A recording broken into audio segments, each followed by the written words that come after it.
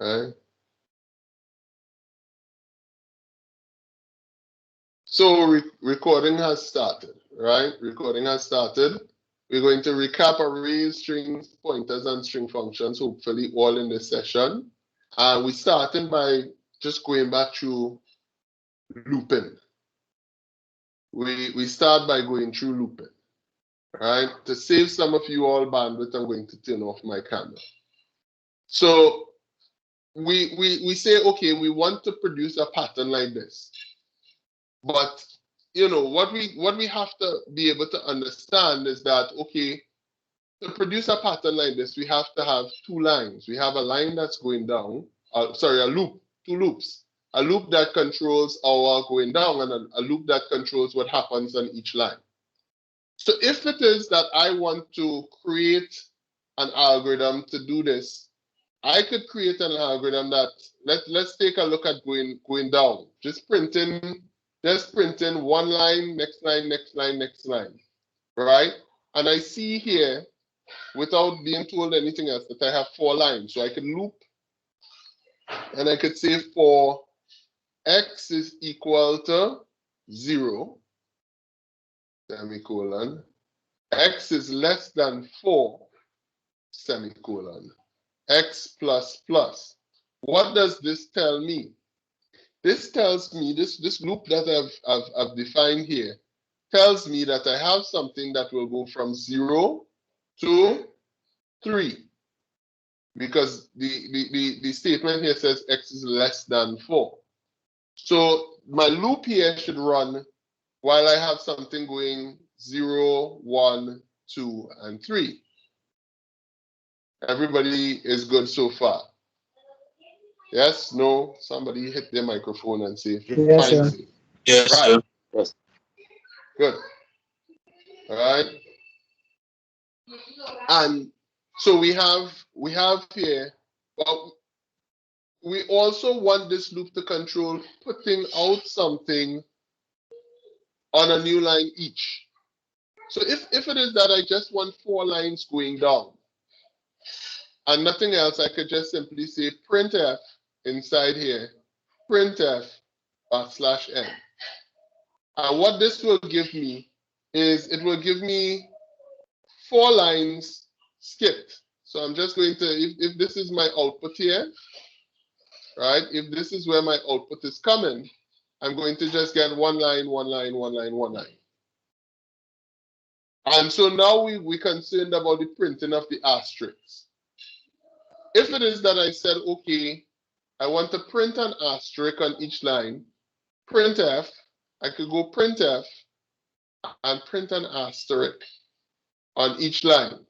And what would happen is that these two statements will execute one after the other. So when x is 0, an asterisk will print. When x is, we will go down to another line. When x is 1, an asterisk will print. We go down to another line. When x is 2, an asterisk will print. We go down to another line. And when x is 3, an asterisk will print and we go down to another line. And x will become 4, and we cannot continue because the condition here says that it was only supposed to go until while x is less than 4. So what we end up doing here is that we get 4 we get 4 asterisks in a line each. But we don't just want 4 asterisks, 1, 2, 3. We want, as we go down, for the number of asterisks to increase, right? So I could say this line here existed when x was 0. This line here existed when x was 1. This line here existed when x was 2. This line here existed when x was 3. Right? So if it is that I really want to ensure that I end up with this pattern, I could now use the number that was provided here to dictate how many asterisks will come out. Right? So if on line 0, 1 asterisk is supposed to come out. This is line 0. 1 asterisk was supposed to come out. On line 1, 2 asterisks were supposed to come out. On line 2, 3 asterisks was supposed to come out. And on line 4, right, 4 asterisks was supposed to come out. Sorry, not line 4, line 3. Right? On line 3, 4 asterisks was supposed to come out. I could now say, well, iterate enough, iterate this asterisk line here enough to simply allow me to loop until I meet my line number, and it will allow me to print out some asterisks. So I could say for y is equal to 0, right? Y is less than or equal to x, y plus plus. And say, okay, print the asterisk once this condition is true. So now if I am on line 0, and I'm going to start over with what I have here. So if x is 0, right? So we can do a little table to keep track of what we have to do. If x is 0 and y is 0, right? And we have our output here.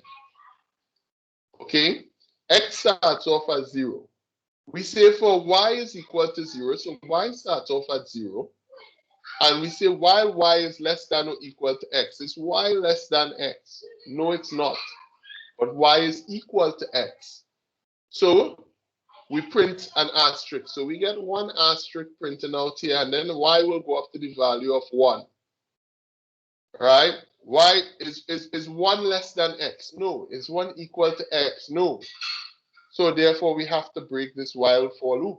Sorry, this y for loop. And then we go down to this print f backslash n.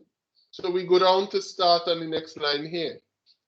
And of course, because we've now come up here, this x plus plus takes place. So we end up with x is less than, with x being 1.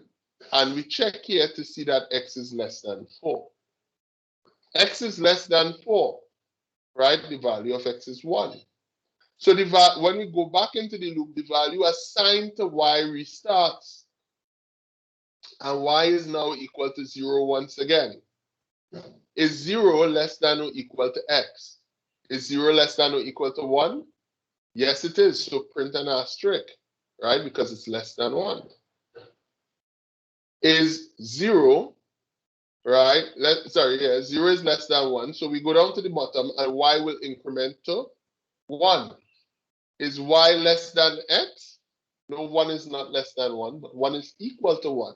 So this condition here still holds true. So we go into the loop again, and we print the asterisk that they say to print. And then, of course, y plus plus, so we come out here and y goes up to 2. And y now cannot satisfy this criteria that is in the middle here. So that allows us to go down to the bottom here, right? It tells us, okay, go to the next line, the print. And the value of x, because we've now reached the end of this x for loop, will increment. So x is now 2, right? And the same thing will happen with y. We have to go until the value of y exceeds the value of x. So we get 0, right? We get an asterisk printing out. 1, we get an asterisk printing out. Okay? 2, we get an asterisk printing out. 3 is larger than 2. So we go down and we go to the next line, and the value of x will increment to 3. And the same thing will happen again. 0, asterisk print out. 1, asterisk print out. 2, asterisk print out. 3, asterisk print out. This goes to 4. 4 doesn't meet this criteria here, because this is the inner for loop criteria that we meet in. And then we print out, so we'll end up with space there, like if we need to print on the next line. And what happens is that the value of x is going to increment to 4, but our condition inside here states that we can only go into this for loop as long as x is less than 4. 4 is not less than 4. 4 is equal to 4. Right? 4 is equal to 4. So x plus plus, right, was done just now. So we break and continue on. And we have to keep this fundamental, understanding of a for loop, right? To manipulate arrays as we have been doing. Okay? So if it is now that we go on to arrays, anybody could define an array for me? What is the definition of an array again? Let's assume that I forgot.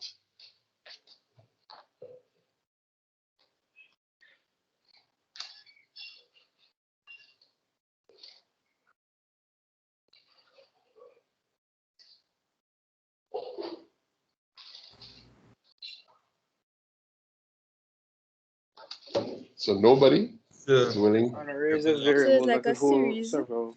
and each box is hold like a different, I don't know what's the word I'm looking for.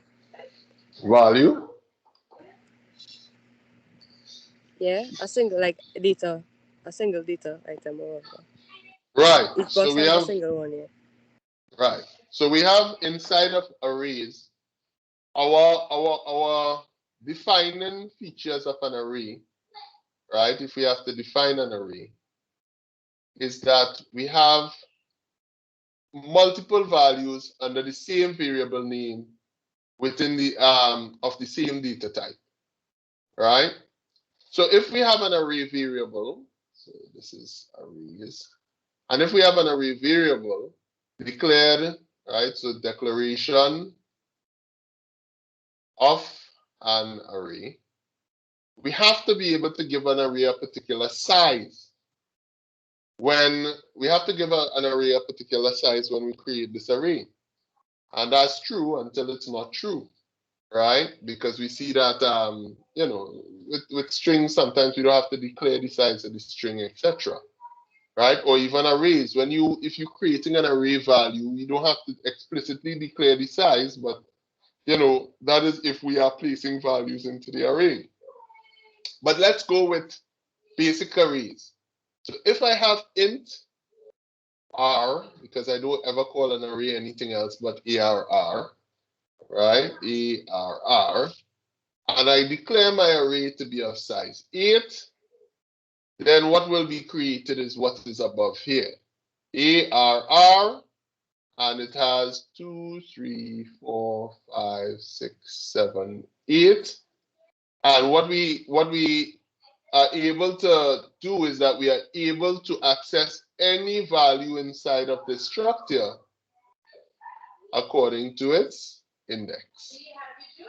And its index in C is going to be from 0 to 7 because of the fact that the array index in C starts from 0.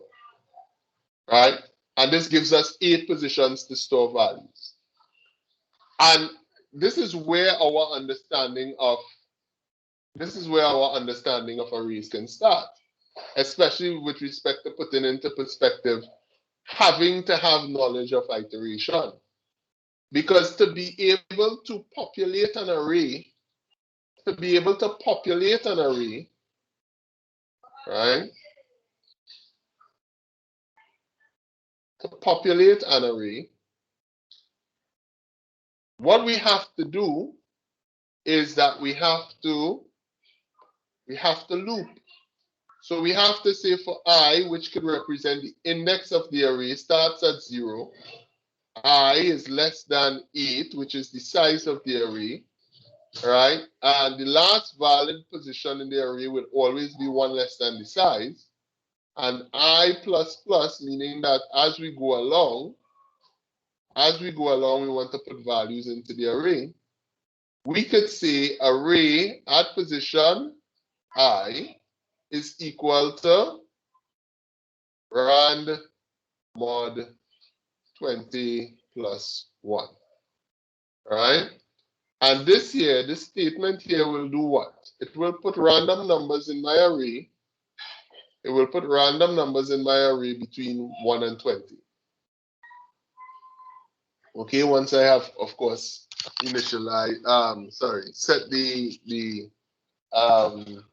once I had set the, what you call this, the seed for my random number according to the time of the computer, etc. So this here is how we will populate an array, and let me put in brackets here with random values. With random values. And so this part of array manipulation is easy. And let's say, for instance, we go ahead and we populate an array of size 8 with some random values. So, okay, we have 2, 3, 4, 5, 6, 7, 8. Right? And random values between 1 and 20. So we have 15, 3, 7, 2, 19, 17, 3, and 8. So we have values inside here. We have our indices down below, right? 5, 6, 7. So we do know that when it comes to our array, this part here is called an element, and it holds a value. Right? Our element holds a value. This down here is our index, and this is how we use to access a value. And then this, of course, is the array name, which like any other variable, we have to call the name of the variable to be able to utilize it. So if it is that we have this array here, and you want to check this array, right? So the question that we have here is, how can I write an algorithm to check to see how many occurrences of each number exists in this array? Exists in this array. So I want to write an algorithm that checks to see how many times each number occurs in this array. This array is checking against itself. I know that the last time we had two separate arrays and we were checking against each other. But if I wanted to check to see how many occurrences of each number exist in this array, I could ask any student, right? I could call a number. I could say, okay, the number 19. How many times does the number 19 exist in this array? Somebody answer me. Once. Once. Yeah. How many times the number 8 exists in this array? Answer me. Once. Once. How many times the number 3 exists in this array? Twice. Twice. How did you guys do that? How did you guys do that? You counted it. You basically just counted it. But you counted it by comparing it against every value inside of the array. Right? You know, this array is short, so you could work it out at a glance. You might even realize you're going through every number when I call a number. But this is what is going on in the array. This is what is going on in terms of what you are doing. Basically, what you are doing, or if I asked you to identify how many times every number occurs in this array, what you will probably do, let me copy this array first.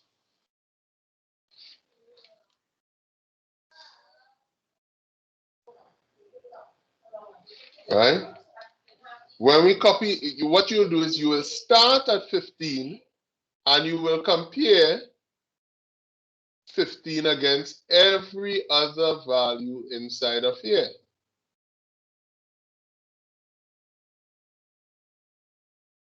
And if you match 15, then you put a tally, right? So you say, okay, 15 was, I met 15 once.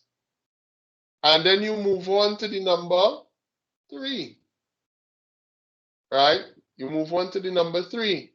And what you would do is that you could probably, as well, match 3 against every number inside of here, right? Sorry, not itself, right? So you start off with 3, and you say, okay, 3, I know that 3 occurs once because that's what it is, and I'm checking 3 against every number in the array. And look, I found another version of 3, so I have to cross that out and put 2 inside of here.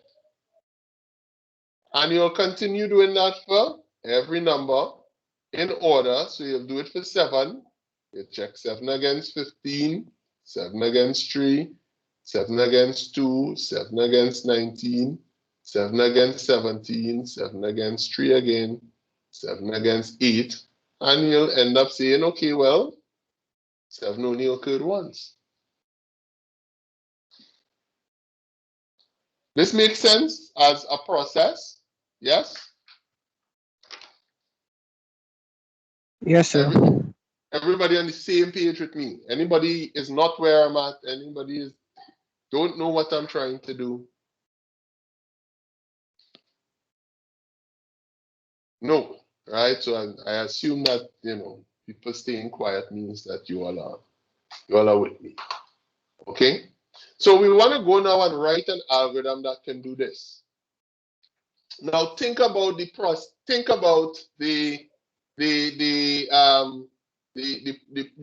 that we did. If we have to write it out in plain English, right? We would say start at the beginning of the array. Compare that number at the beginning against, let me put dashes to illustrate my steps. All right, compare that number at the beginning against every other number, or let me say, set a count for that number as 1. Compare that number at the beginning against every other number in the array. If there is a match, add 1 to the count. At the end,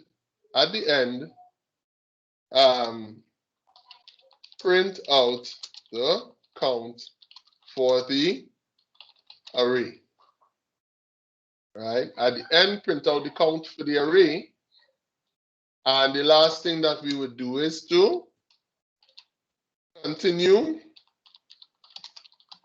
the steps above until you have met, right? Until you have met with the end of the array.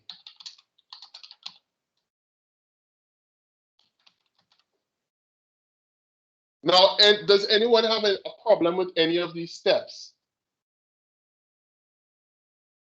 Anybody feels that these steps are not clear?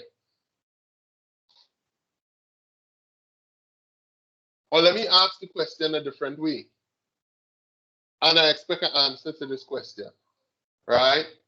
If it is that I provided you with an array and I provided you with these instructions, do you think that you would have been able to follow these instructions and provide me with a count of all the numbers in the array. So I think I'd be able to follow more. I don't know if I'd get it to work properly, but I think I'll be able to follow the instructions. Not on a computer. I just asking Oh. you to follow the instructions on paper. Oh, Yeah. okay. Yeah. Well, Yes, yeah. sir. The steps Yeah, are sir. simple enough. Yeah. The steps are simple enough.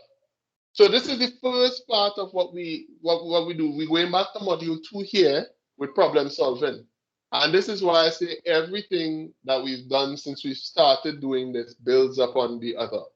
We can't afford to skip steps. But the thing is that we will get so good that certain steps will just seem natural. But until we get that good, we have to do it this way, right? So the first thing that we do when we posed with a problem is to stop and think about the steps that will bring us to the solution. And of course, when we're doing this, you know, again, this is written in very natural language. So we say, notice that I said in this step, compare that number at the beginning, right, against every other number in the array. Maybe I should remove at the beginning. I should say compare that number against every, right, start at the number at the beginning of the array, right? So we could take a look at what we have and see if we could increase clarity. Set a count for that number as 1, right? Compare that number against every other number in the array. If there is a match, add 1 to the count. At the end, print out the count for the array and continue the steps above until you have met with the end of the array, right? So again, we could probably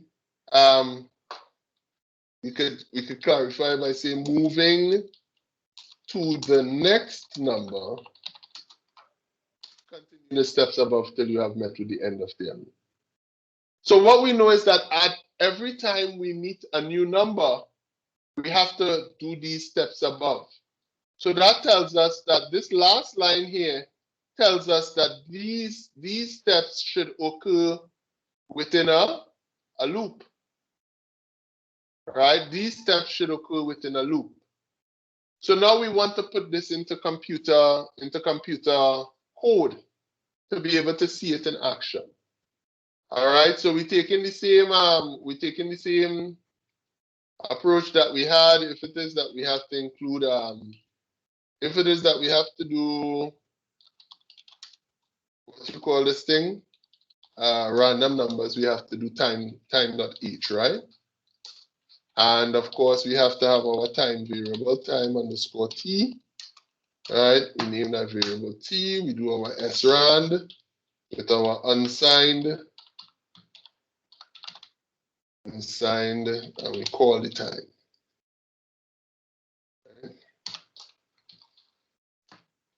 And so basically what this allows us to do is this allows us to access whatever part of memory keeps the current time, you know, of the computer as an integer in it, right? And so we start off, we could populate our array. So we will need a integer I to have as our index for our array. And we would say for what? For int I, not int I, just I is equal to 0, semicolon. I is less than the size of the array. What's the size of the array? We could define the size according to define size, right? And we could do this as 10. And I'll show you something cool that we could do with this later on. So for now, the array is size 10, right? So everywhere we use the word size, that size there actually holds the value of 10 as a constant. So this is a constant in C, right? constant. So we have size as a constant, and size currently has the value of 10. And we go I plus plus. And of course, we want to put that value inside of the array. So we say array, which we should also define. We define the array of that particular size. So array at position I is equal to rand mod 20 plus 1. All right, so we store a value, a random value between 1 and 20 in the array. Okay, and we're doing this for every position in the array. Is everybody with me? Did I write anything here that has anybody lost? Have I written anything in? Okay, good. Right? Let me tell you no, because one person say no don't mean that they can come back and say, can't come back and say yes after. So if Josiah following along and he good, right? You had to say, well, I Josiah, I don't understand. So, sir, XYZ, let me ask my question. So that's an equal sign you have there, right? By array I. Because it's looking Yes. like on my okay. It looks like on my sign on my side. All right. Well, hopefully the recording has it very clear. So if it is that you get time to look at the recording, we should see an equal sign clearly. All right. Right. All right. Good. So we've declared the array and the index. If you wanted a random value between or right or range, would you change the 20 and put that number? Let's say 50. Yes. So if we wanted a number between 1 and 50, right, we would have put 50 here. And remember, just to clarify about it, if it is when we go rand, let's see in that yellow, mod 50, this in itself will return a result within the range 0 to 49, right? Because a remainder can't be the size of the divisor.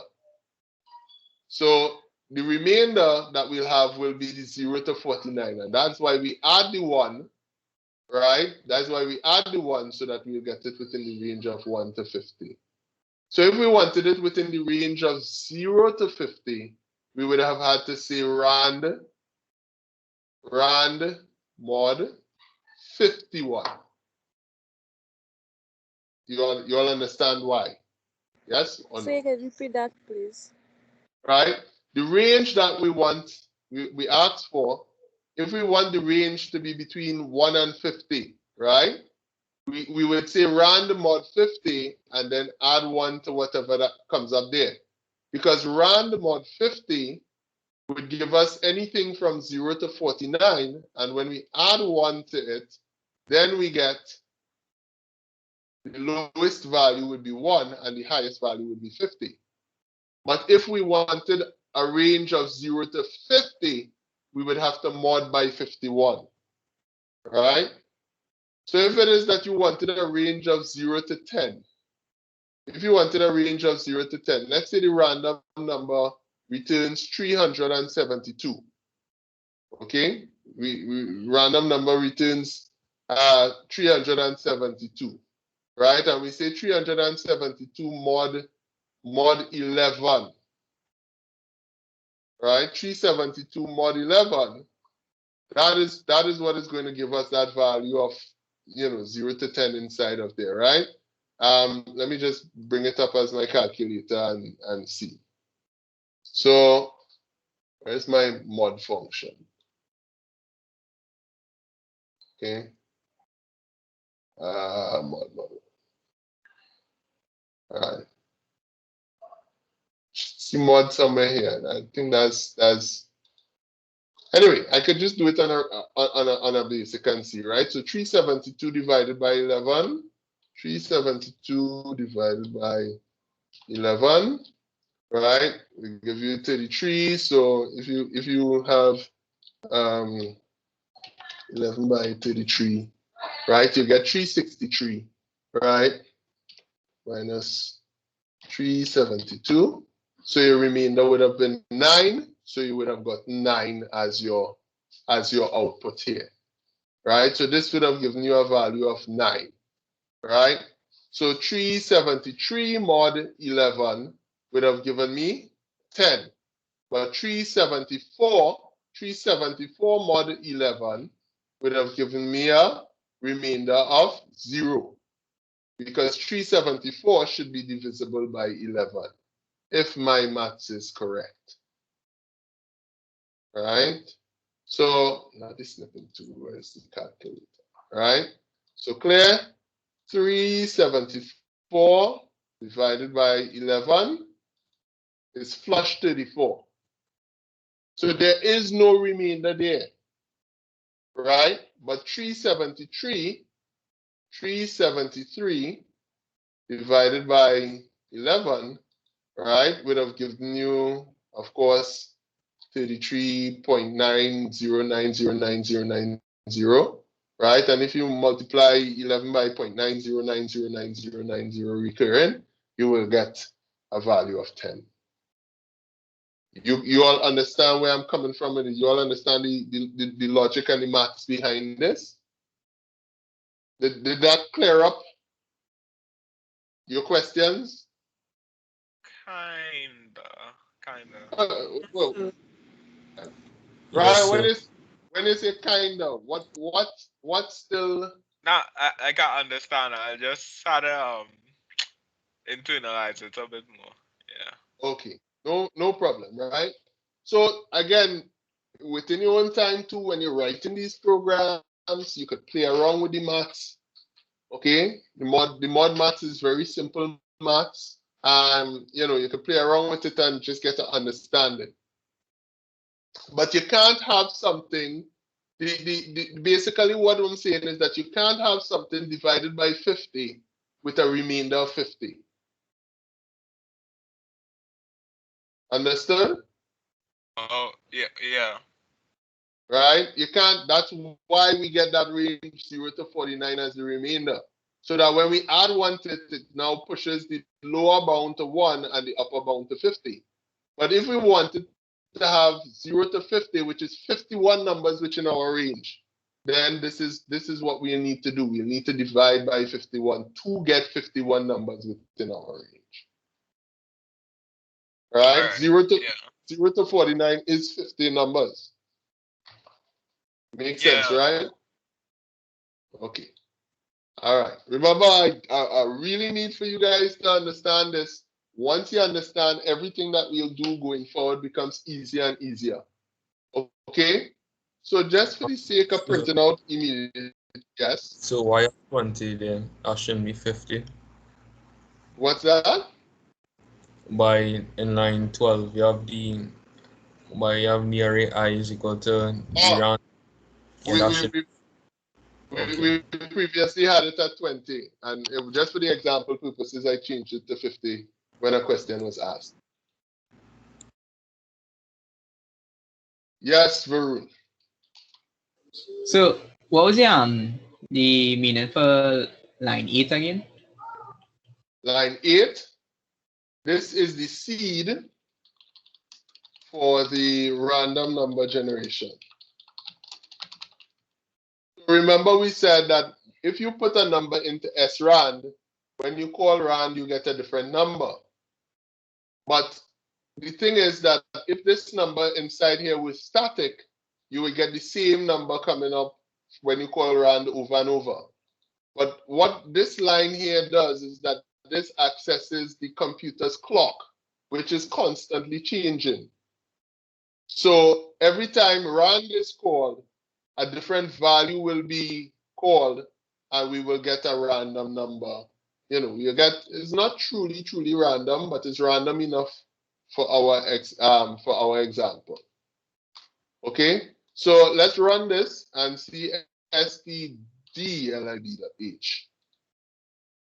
Okay, let's run it, and we get 10 random numbers here. Okay. Now, what is cool about using this constant here with size is if I wanted to change this to to 50, to change the size of my array to 50 by changing the constant here. I'm changing everywhere that I used there automatically. I don't have to go through now and change all of the values of 50, the values associated with the size of the array to 50. So now by changing that one thing, I could get 50 random numbers very easily. You all understand what I did there, right? So by just changing the size back to 10, now my program works because I don't have to change anything because I called size everywhere that I wanted to access the size of my array. So and Control H is does change it too? Yeah, I believe that's find and replace or something. So, right? Or yeah, right. We can get a find and we can get a replace, right? Search. I'll find, and in this instance, I don't know if Control H works here. I know it works in Notepad and a lot of other editors, right? For this, Yes, I use it for Visual they Studio. have different shortcuts, right? But that still requires you to just say to go through and change everything. This approach allows you to only change one place. So if I wanted to increase the size to 20, I just change that to 20 here, and automatically everywhere in my program now knows that my size that is associated with my array, we're dealing with 20. Okay, so we're going back. Well, the original thing is to take this and say for each number how many times it appears. So we're going through the array, right? So the first thing that we did was that we populated the array. Populate the array. So once we populate the array now, the next step is to search the array and calculate, right? So this is where we search the array and calculate what? Calculate the number of times each number appears. Okay, so this is what we want to do now. We want to go forward with searching the array and calculating the number of times that it appears. The thing is, we've already worked out the algorithm for it. It's just to convert this algorithm into a program code, right? So we know that we have to do something for every number in the array. So if we have to do something for every number in the array, then that tells us that we have to start with a loop. And so we could go again, we could say for what? For I is equal to 0, semicolon, I is less than size, semicolon, I plus plus. So we're saying for every number, for every element in the array, what do we want to do? Hold a second, please. 1 second. Thanks.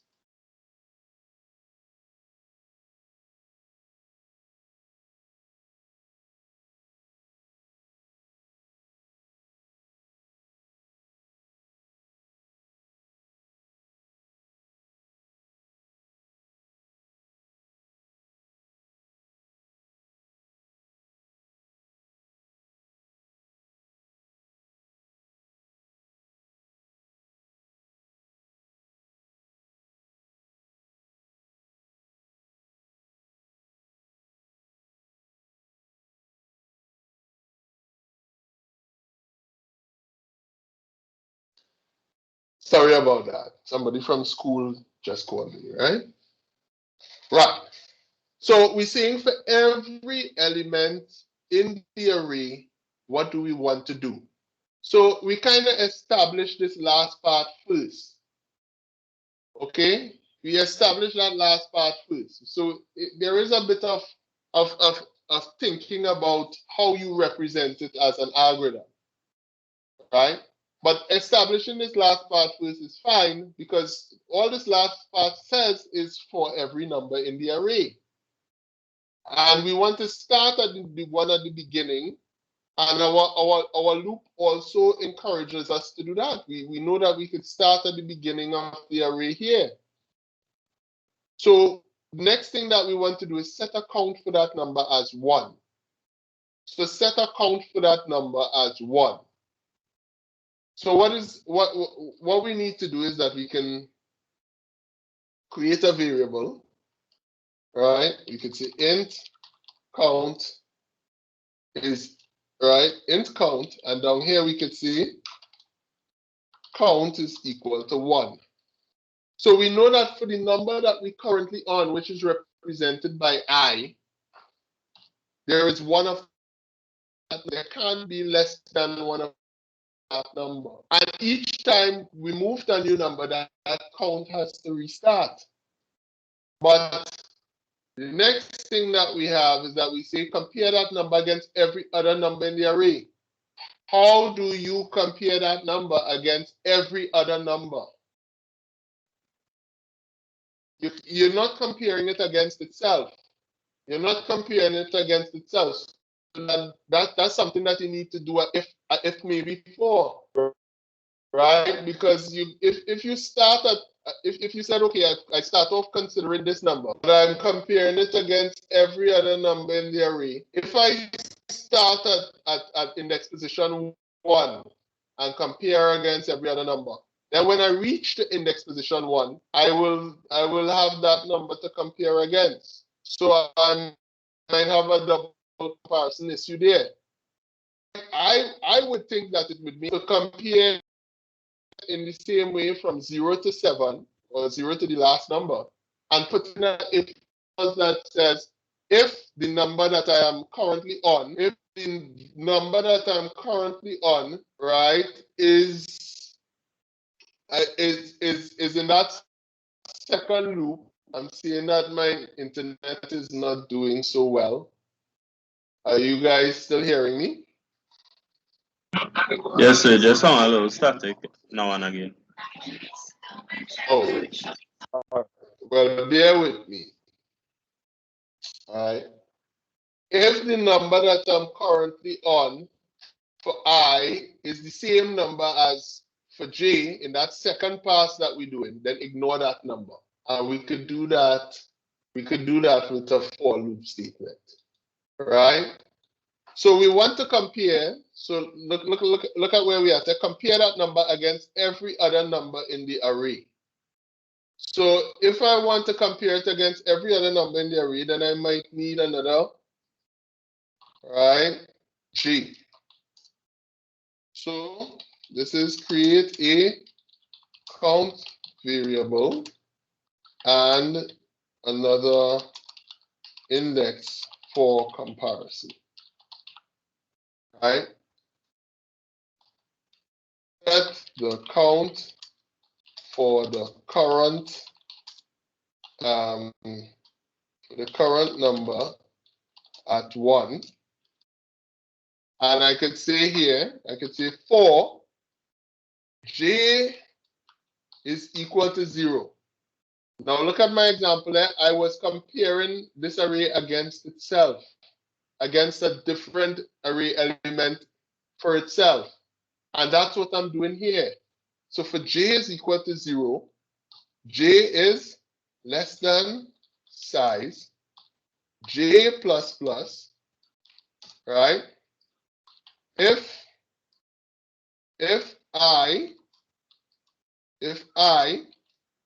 the position that I'm currently at is not the same position that J is at, then I want to do the comparison, right? So for every position in the array, if I am not at my current position, then I want to do a comparison, right? Compare the array value and compare the array value and do what? And if it matches, right, compare the array value and if it matches. So I now say if array at position I is same as array at position J. I'm comparing these two values. And if it matches, what do I want to do? I want to say count plus plus. Right? Do I want to do anything if it doesn't match? No. I don't want to do anything if it doesn't match. So basically, I'm doing what I say compare that number against every other number in the array. That's this. I can't compare it against myself, but I can compare it against every other number. So that's what this line here is telling me. Right? And what it says here is that if there is a match, add 1 to the count. Right? And at the end, print out the count for the array. Right? At the end, print out the count for the array. So now I want to do that. Once I finish checking every other position in the array, right? Once so carry up the count. And once I finish checking every other position in the array, then I could say printf, right? Printf, what do I want to print out? I want to print out two values, %b and %b. And the value that I want to print out is the value, the space that I'm currently at, which is array position I, and I want to print out its count. Right? And I could put each one of these on a new line. Okay, so I can also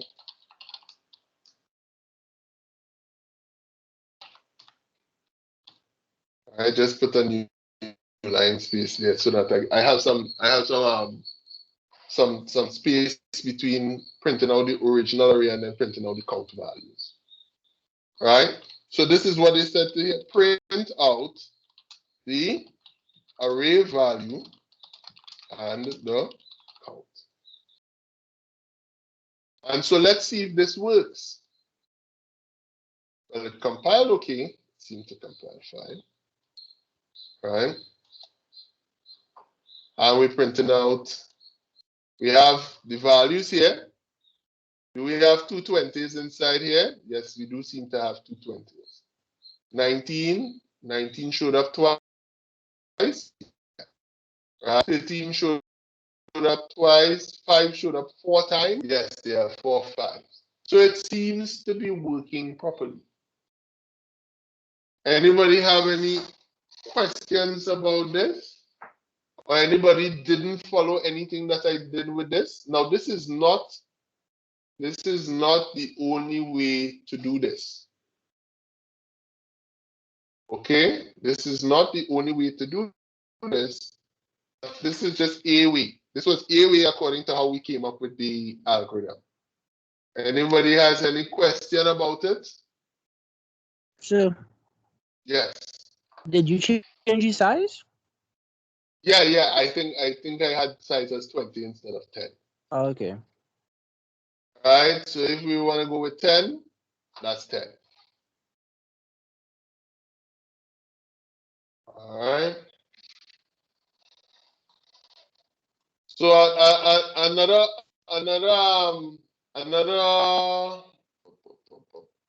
nice definition that we could do if we want to change the definition in an easy place is to define range as, let's say, 20 here, and we could put range here. So that if it is that we want to just simply say, okay, we want numbers between 1 and 7, all right, we could just change range 7 there. So that is an easy way to just change the range. And if we want to change the range to 70, we can change the range to 70 there. Hey, look, 45 actually came out twice. right? So if you wanted now a array of 100 with 70 values inside of it, okay, we actually ended up with numbers from 1 to 70 and numbers from 1 to 70, and we got the frequency of each number inside of here. So that's an easy, an easy way to know, well, I'm changing up my values here. All right, so let me put it back to the originals. Any questions? Any issues? I want to give us a 10-minute break, okay? So you could scroll down. I think I'll leave another space somewhere with all my stuff coming out clustered.